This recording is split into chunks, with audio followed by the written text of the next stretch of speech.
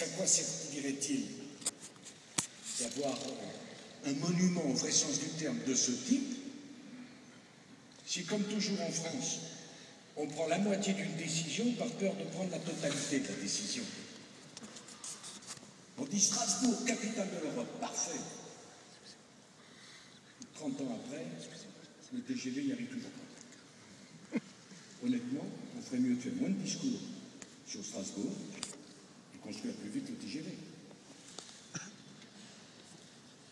Alors je suis venu vous dire que dans les semaines à venir, les travaux de la seconde phase de la ligne à grande vitesse Est vont s'engager effectivement, qu'il n'y aura aucune restriction de crédit sur le sujet. Et Bernadette Chirac, avec qui je parle souvent du Limousin, sait parfaitement qu'une région, qu'un territoire qui n'a pas ces infrastructures, c'est un territoire qui est condamné. Ça fait 20 ans qu'on a une ligne de TGV qui se construit chaque année.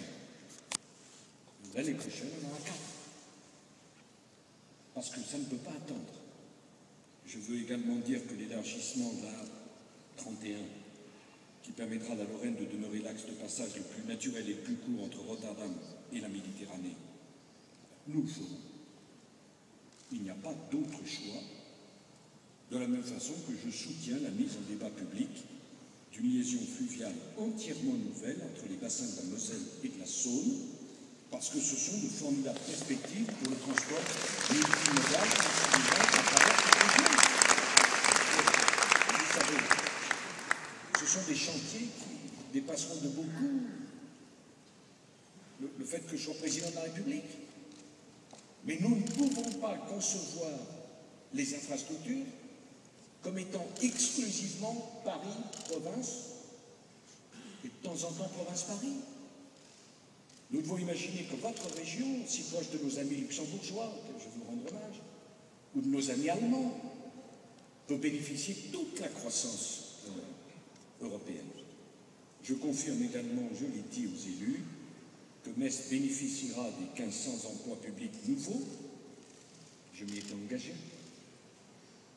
dont 750 au titre du pôle statistique. Alors on me dit, ah, tu ne vas pas parler du pôle statistique à Beaubourg-Metz. Et pourquoi pas? Et où y aurait-il contradiction? Après avoir dit combien la culture est un élément de la stratégie économique et du développement économique, je ne vois pas pourquoi, au moment d'une inauguration, on ne peut pas dire, mais vos enfants, demain, pourront développer un pôle universitaire autour de formation d'ingénieurs avec des emplois de statisticiens qui seront installés pour remplacer des emplois de militaires.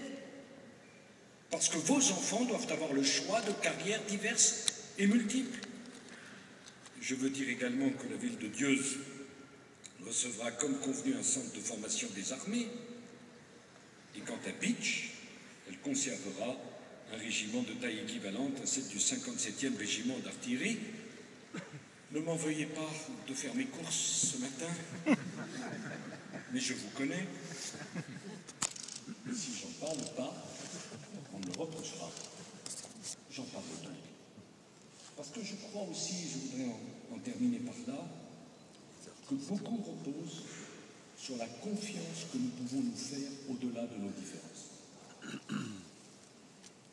Il y a dans cette région, dans ce département, dans cette ville, des femmes et des hommes également dévoués à l'intérêt général, qui n'ont pas les mêmes sensibilités politiques. C'est la démocratie. Mais en même temps, nous avons besoin les uns des autres pour répondre aux problèmes que suscite la crise économique et la crise financière. Notre devoir est de travailler ensemble. Et c'est ce qu'on essaye de faire. En tout cas, sachez que les engagements qui ont été les nôtres, qui sont les nôtres, seront scrupuleusement tenus. J'ajoute en même temps que je crois à la réussite du projet d'Esch-Belleval, cette agglomération transfrontalière nouvelle à très haute qualité environnementale. Je dis à Michel Mercier combien je lui demande de suivre ce dossier, car je ne voudrais pas que la France soit en retard par rapport au Luxembourg, dont le dynamisme économique nous impressionne et que nous soutenons. Mesdames et messieurs, vous le voyez, pour moi, c'était très important d'être ici parmi vous. Je voudrais dire également, alors que nous sortons à peine d'une crise européenne de grande ampleur, combien je pense à un des vôtres, Robert Schuman, qui a tellement, lui le Lorrain, lui le Mosellan, lui né allemand dans une famille francophone, lui qui a grandi au Luxembourg, et qui a été député de la Moselle pendant près de 4 décennies, mais j'aimerais qu'ici, cet idéal européen reste votre patrimoine et votre caractéristique. Les Lorrains sont des gens ouverts, les Lorrains ont toujours refusé le sécularisme, les Lorrains savent l'importance de nos voisins. Je crois d'ailleurs qu'il va falloir que, indépendamment des politiques nationales que nous mettons en œuvre, nous puissions, je le dis à Pierre Lelouch, développer des politiques frontalières pour des régions comme la vôtre, qui sont tellement proches d'autres pays et qui ne peuvent supporter, sans dommage définitif, des contradictions législatives ou des distorsions de concurrence qui font que vous serez les premiers à en souffrir.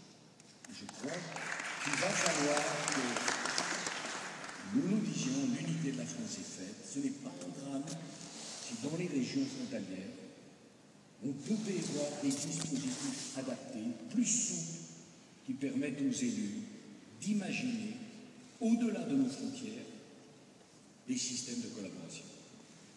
Enfin, je veux dire, moi qui n'ai jamais été ministre de la Culture, c'est mal parti pour que je le devienne, combien je me réjouis de voir Jacques Toubon, Renaud Deneuve-Vabre, Jean-Jacques Ayago, Jacques Lang, bien sûr Frédéric Mitterrand, qu'on ne peut pas oublier.